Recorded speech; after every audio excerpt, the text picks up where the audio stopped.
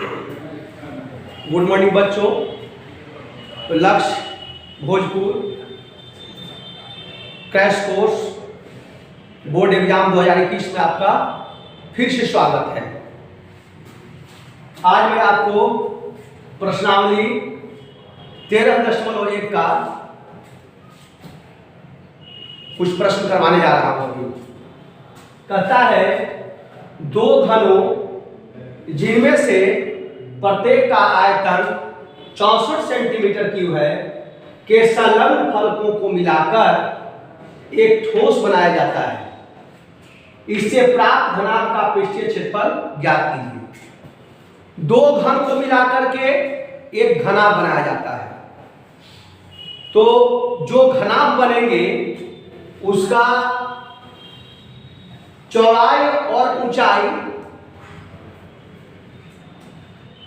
घन के भुजा के बराबर होगा, लेकिन लंबाई जो होगा वह दोनों भुजाओं को जोड़ेंगे तो उसके बराबर होगा 4 + 4 8 सेंटीमीटर। हमें घन का आयतन दिया हुआ है 64 सेंटीमीटर क्यूब। घन का भुजा बराबर हम जानते हैं आयतन दिया हुआ है तो क्यूब रूट आयतन होता है। 64 का घनमूल क्या है 4 सेंटीमीटर है। और इस प्रकार से हम परिणामी घनाभ का लंबाई, चौड़ाई और ऊंचाई ज्ञात करते हैं। अब प्राप्त घनाभ का पृष्ठीय क्षेत्रफल 2 गुणे लंबाई गुणे चौड़ाई जोड़ चौड़ाई गुणे ऊंचाई जोड़ ऊंचाई गुणे लंबाई 2 × LB + BH + LH। हम लोग इसको कैलकुलेट किए और परिणाम हमारा क्या आएगा 160 सेंटीमीटर स्क्वायर। इसी प्रश्नावली का दूसरा प्रश्न कहता है कि कोई एक बर्तन एक खोखले अर्धगोले के समान है और उसके ऊपर एक बेलनाकार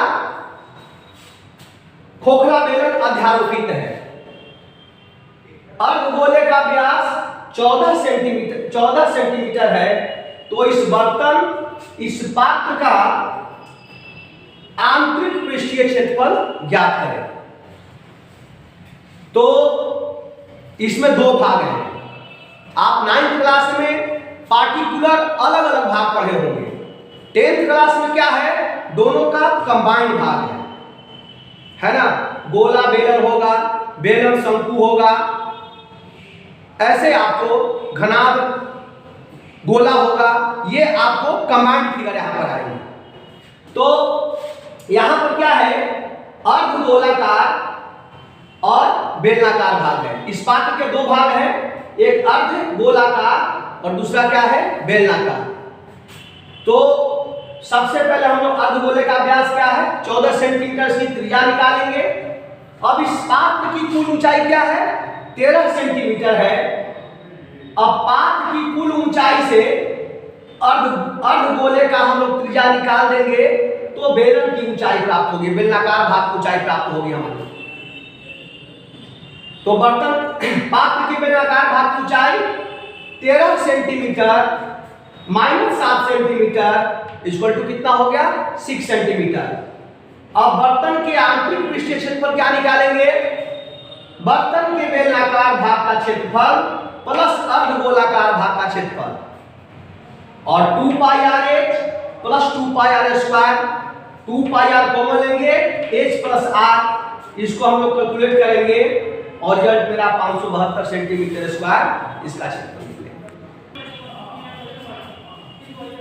ये प्रश्नावली 13.1 का चौथा सवाल कहता है भुजा 7 सेंटीमीटर वाले घनाकार ब्लॉक के ऊपर एक अर्धगोला रखा हुआ है।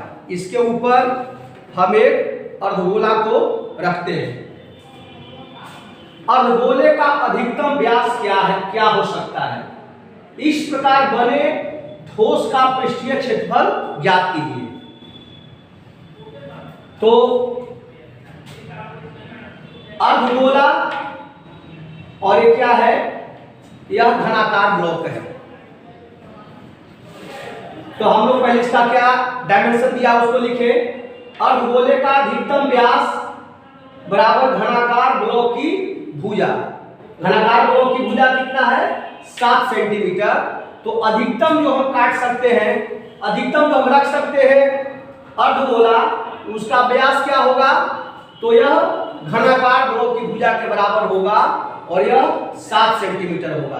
तो इसकी त्रिज्या कितनी हो जाएगी 7/2 सेंटीमीटर। अब हम लोग देखेंगे कि यह जो ठोस बनेगा वह क्या है, घनाकार ब्लॉक और उसके ऊपर अर्धगोला। तो ठोस का पृष्ठीय क्षेत्रफल बराबर घनाकार ब्लॉक का क्षेत्रफल प्लस अर्धगोला का क्षेत्रफल ऊपर जो रखा हुआ है। लेकिन यह क्षेत्रफल क्या है, यह इसका जो वृत्ताकार जो शीर्ष है अर्धगोला का, वह क्षेत्रफल ऑलरेडी हम लोग घनाकार में मान लिए हैं। तो जो पहले से ही हमें 6L² में आ गया, तो इससे इसको क्या करेंगे, इसको हम माइनस कर देंगे। तो क्या होगा 6L² plus 2πr² minus πr²। 2πr² किसका क्षेत्रफल हुआ, अर्धगोला का क्षेत्रफल। और इस प्रकार से हम लोग 2πr² से πr² माइनस करेंगे तो πr² होगा। और जब इसको हम लोग हल करेंगे तो परिणाम हमारे क्या आएंगे 332.5 सेंटीमीटर स्क्वायर। अब इसका क्रैश कोर्स है, सभी प्रश्नों का डिटेल्स नहीं बताया जा सकता है। तो इसका हम 9वां सवाल जो लास्ट सवाल है बता रहा हूं। पृष्ठीय क्षेत्रफल में हम लोग को ध्यान देना होगा कि किसी आकृति से जो जो आकृति हम लोग निकालते हैं उन सभी के क्षेत्रफलों का योग वह परिणामी आकृति का क्षेत्रफल होगा। जैसे यह बेलनाकार लकड़ी का पात्र है, उसमें से इसको ऊपरी सिरे से हम लोग अर्धगोला निकाल लिए और इसके निचले सिरे से भी अर्धगोला हम लोग निकाल लिए, तब इसका क्या क्षेत्रफल होगा। यही प्रश्न कहता है कि इस वस्तु का संपूर्ण पृष्ठीय क्षेत्रफल ज्ञात करें। तो इसका वक्र पृष्ठ का क्षेत्रफल हम लोग निकालेंगे जो बेलनाकार भाग है, और टॉप और बॉटम पर जो बनते हैं अर्धगोलाकार भाग, उसका क्षेत्रफल निकाल कर उसको क्या करेंगे, जोड़ देंगे। तो इस प्रकार से हमें संपूर्ण पृष्ठीय क्षेत्रफल वस्तु का निकल जाएगा। तो ठोस बेलन की ऊंचाई कितना है 10 सेंटीमीटर, इसकी त्रिज्या 3.5 सेंटीमीटर दिया हुआ है। बेलन के प्रत्येक सिरे पर खोदकर बनाए गए अर्धगोलाकार भाग की त्रिज्या बराबर बेलन की त्रिज्या क्या होगा 3.5 सेंटीमीटर। अब वस्तु का संपूर्ण पृष्ठीय क्षेत्रफल बेलन के दोनों सिरे पर निर्मित अर्धगोलाकार भाग का क्षेत्रफल, ये बताए कि जितनी आकृति उस हम निकालेंगे उसका क्षेत्रफल प्लस जो वस्तु दिया हुआ है उसका वक्र पृष्ठ का क्षेत्रफल, पृष्ठीय क्षेत्रफल जोड़ देंगे, वो वस्तु का हमें परिणामी वस्तु का क्षेत्रफल निकल जाएगा। प्लस बेलन के वक्र पृष्ठ का क्षेत्रफल, दो अर्धगोला है तो 2 × 2πr², मतलब कंप्लीट यह गोला हो जाएगा, प्लस 2πrh, 2πr कॉमन लेंगे, 2r + h, इसको हल करेंगे, परिणाम हमें क्या मिलेगा 374 सेंटीमीटर स्क्वायर। यहाँ हम लोग देखेंगे प्रश्नावली 13.2 का पहला प्रश्न कहता है एक ठोस एक अर्धगोले पर खड़े शंकु के आकार का है जिनकी त्रिज्याएं 1 सेंटीमीटर, r बराबर 1 सेंटीमीटर तथा शंकु की ऊंचाई उसकी त्रिज्या के बराबर है। यह जो शंकु की ऊंचाई जो है वह गोला के अर्धगोले की त्रिज्या के बराबर है, मतलब h बराबर r बराबर 1 सेंटीमीटर है। तो इस ठोस का आयतन पाई के पदों में ज्ञात कीजिए। उसको संख्यात्मक रूप में नहीं व्यक्त करना है बल्कि पाई के रूप में उसको उसके वॉल्यूम को हमें ज्ञात करना है। तब लिखेंगे ठोस का आयतन बराबर अर्धगोलाकार भाग का आयतन प्लस शंक्वाकार भाग का आयतन। यह शंक्वाकार भाग का आयतन होगा। अर्धगोलाकार भाग का आयतन 2/3πr³ प्लस शंक्वाकार भाग का आयतन 1/3πr²h। इसमें इसका मान पुट किए, रेडियस भी 1 सेंटीमीटर और हाइट भी क्या हुआ 1 सेंटीमीटर। तो यह 2/3π प्लस 1/3π, और इस प्रकार से हमें पाई सेंटीमीटर क्यूब इस वस्तु का आयतन प्राप्त होगा। अब एक सवाल देखिए, इसी प्रश्नावली का तीसरा सवाल है, कहता है कि एक गुलाब जामुन में उसके आयतन की लगभग 30% चीनी की मात्रा होती है। गुलाब जामुन में कितना परसेंट है चीनी? 30% चीनी की मात्रा है, चीनी की चाशनी होती है। 45 गुलाब जामुनों में लगभग कितनी चाशनी होगी यदि प्रत्येक गुलाब जामुन एक बेलन के आकार का है, जिसके दोनों सिरे क्या हैं? अर्धगोलाकार है। यह बेलन के आकार का है और इसके जो सिरे क्या है वह अर्धगोलाकार है। तो हमें सबसे पहले एक गुलाब जामुन का आयतन निकाल करके उसको 45 से गुना करेंगे तो टोटल गुलाब जामुन का आयतन मिलेगा, और फिर उसका 30% निकालेंगे तो क्या होगा? वो चाशनी में वो चीनी की मात्रा हमें प्राप्त होगी। तो पहले एक गुलाब जामुन की आयतन ज्ञात करने के लिए क्या करना होगा? इसके बेलनाकार भाग का आयतन प्लस 2 अर्धगोलाकार सिरे का आयतन, मतलब कि कंप्लीट गोला का आयतन 4/3 पाई आर क्यूब। उसके लिए हमें क्या दिए हुए हैं?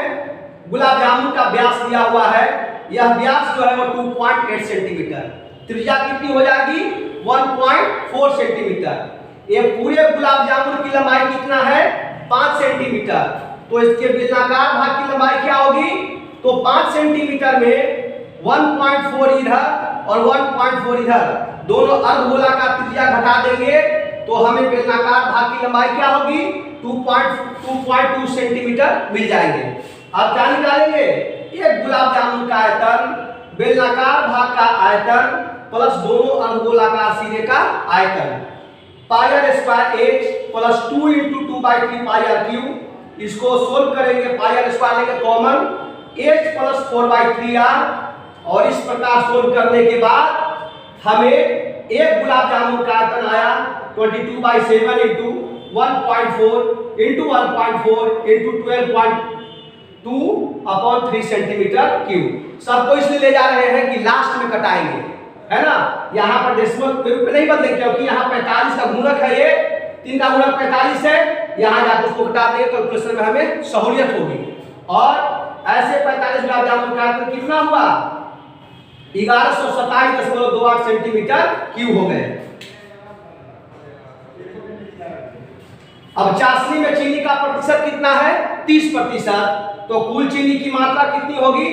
तो ये कुल आयतन का 30% निकालेंगे तो कितना होगा? 338.184 सेंटीमीटर क्यूब।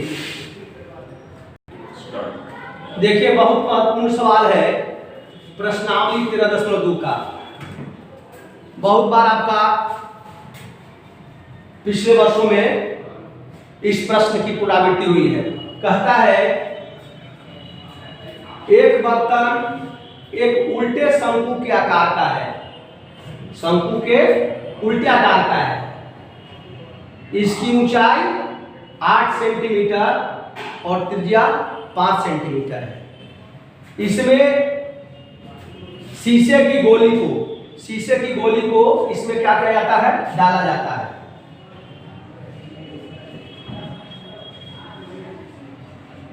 इसमें गोली को क्या किया जाता है? इसमें 0.5 सेंटीमीटर त्रिज्या वाला एक गोला डाला जाता है, और गोला किसका है? शीशे की। तो ऐसे कितने गोली की संख्या होगी जो इसके 1/4 पानी को बाहर कर दे? तो सबसे पहले हम लोग जो दिया हुआ है उसको लिख लिए। शंकु की ऊंचाई 8 सेंटीमीटर, त्रिज्या 5 सेंटीमीटर। तो बर्तन का आयतन जो एक उल्टे शंकु के आकार का है 1/3 पाई आर स्क्वायर एच। इसको मान पुट किए और इसको हल नहीं करेंगे, इसको कैलकुलेट नहीं करेंगे, इतना ही पर छोड़ देंगे।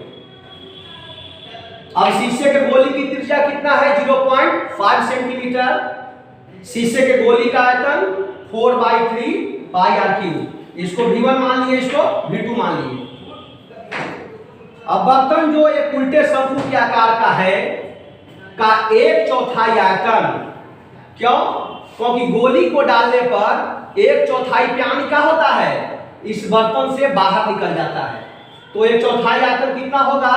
कुल आयतन कितना है? 1/3 पाई आर स्क्वायर एच, उसमें 1/4 से भाग देंगे तो कितना होगा? 1/4 into 1/3 pi r square h, 4 से कटा दिया, 4 दूनी का 8, यहाँ आया pi into 5 into 5 into 2/3 centimetre cube. इतना आयतन क्या हुआ? इन गोलों को डालने से इतना पानी निकल जाता है। अब हम लोग पढ़े हैं कि किसी भी वस्तु को हम लोग फ्लूइड्स में डालते हैं, फिर से पढ़े हैं, तो अपने आयतन के बराबर के फ्लूइड्स को क्या करता है? वो डिस्प्लेस कर देता है। तो यह क्या है? मान ली कि वह गोलियों की संख्या क्या है? n है। उन गोलियों की संख्या जो 1/4 पानी को बाहर निकालता है, क्योंकि आप पानी से लबालब भरा हुआ है, तो जितना गोली डालेंगे वह उतने पानी को क्या करेगा? बाहर निकालेगा। तो उन गोलियों की संख्या माना कि n है। तो एक गोली का आयतन कितना है? 4/3 पाई आर क्यूब शीशे की। तो ऐसे n शीशे की गोलियों की संख्या कितनी होगी? n into 4/3 pi r cube. इसका वॉल्यूम को मान लीजिए V4 मान लेते हैं।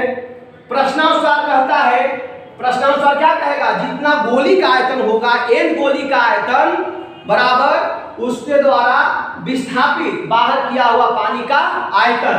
और यह कितना है? यह n into 4/3 pi 0.5 into 0.5 into 0.5 equal to ये इसका जो वॉल्यूम हुआ, डिस्प्लेस्ड वाटर की जो वॉल्यूम हुआ। और इस प्रकार से इसको हल किए, कुल गोलियों की संख्या कितनी आ गई? 100 आ गई।